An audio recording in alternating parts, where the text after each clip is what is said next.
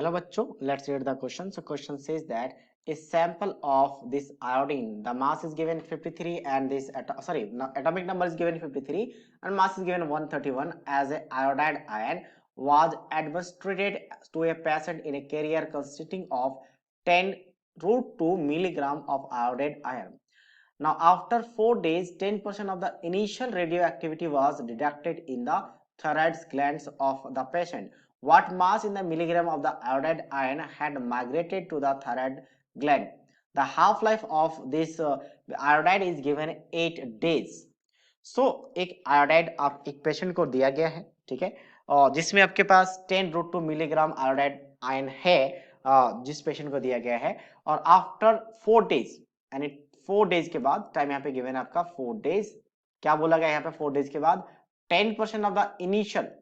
10% of the initial radioactivity was detected, ठीक है, 10% detect किया गया थायराइड ग्लैंड पेशेंट में। तो कितना मिलीग्राम आयोडाइड आयन माइग्रेट किया होगा थायराइड ग्लैंड में, ये पूछा गया है और हाफ लाइफ क्वेश्चन में गिवन है। तो हाफ लाइफ कितना है? So that is equals to 8 days, यानी हाफ लाइफ मतलब वन फोर्थ लाइफ कह सकते हैं ये बेसिकली। अच्छा, वन फोर्थ तो हम नहीं कह सकते डायरेक्टली। सो बेसिकली यहाँ पे रेडियोएक्टिव डिके हो रहा है, और रेडियोएक्टिव डिके हो रहा है तो हम क्या करते हैं, हमें पता है कि फर्स्ट ऑर्डर रिएक्शंस होता है, तो उसके लिए हम क्या कर सकते हैं कि मान लो lambda is a rate constant, ठीक है, रेडियोएक्टिव डिके का, तो ये क्या होगा आपके पास ln2/t हाफ के फॉर्म में। और from the first order reaction the equation बनता है, वो क्या बनता है, that is equals to 2.303 by t, time is a t, and log of आपके पास क्या आता है, initial value upon final value, तो कितना बचा हुआ है, ठीक है, जो भी वैल्यूज है।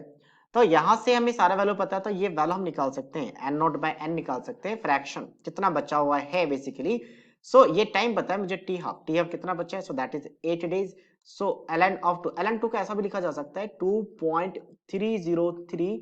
log ऑफ 2 और डिवाइडेड बाय टी हाफ कितना आपका 8 डेज है, और 2.303 और टाइम कितना, कितने दिन के बाद बोला गया आपका 4 डेज, तो ये कैंसिल आउट होगा 2 टाइम्स और ये कैंसिल आउट हो जाएगा, और log 2 का वैल्यू कितना होता है 0.3,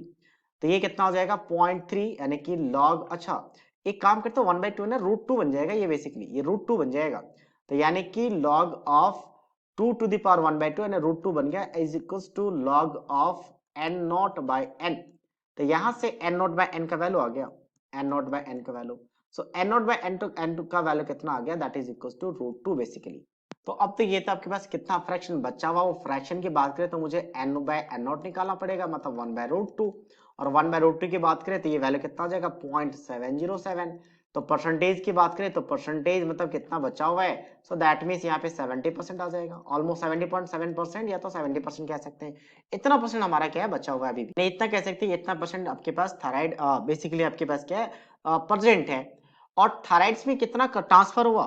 अगर मैं बात करूं तो 10% एक्टिविटी 10% एक्टिविटी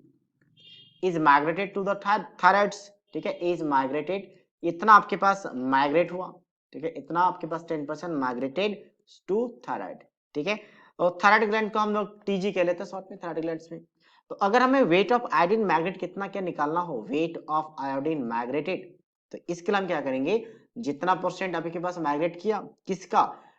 किसका आपके पास इनिशियल वैल्यू का यहाँ पे कितना था 70.7%, तो 70.7 इंटू ऑफ 100, ठीक है, तो ये कितना आ जाएगा आपके पास 95.75 हो जाएगा, 95.75 डिवाइड करने के बाद। सो अच्छा सॉरी, थोड़ा सा यहाँ पे कैलकुलेशन चेक करना पड़ेगा दोबारा, थोड़ा सा शायद गड़बड़ है। सो ये वैल्यू आ रहा है 14.14, इसको चेक कर ले दोबारा, ये आ रहा है आपका पास 14.14, मतलब इतना परसेंट, बेसिकली इतना परसेंट आपके पास क्या होगा, ये अगर वेट का परसेंट की इतना परसेंट आपका थायराइड में माइग्रेट करेगा।